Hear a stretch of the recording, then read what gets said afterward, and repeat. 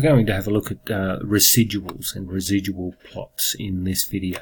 So you can see here I've got my bivariate data. Okay, so again it's data, data analysis. This time you want to select regression. Press OK. Okay, now you can see it's going to read my Y data correctly there. And now my X data. From there, I'm going to select residuals and residual plot. And I'm going to tell it to put all that information starting in cell D1. Then it's a case of click OK.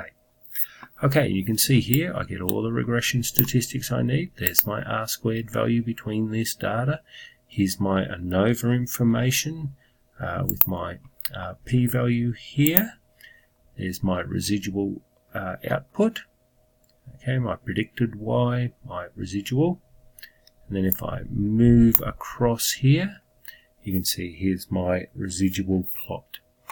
Okay, and it looks like this data is fairly well spread. Okay, thanks for listening there.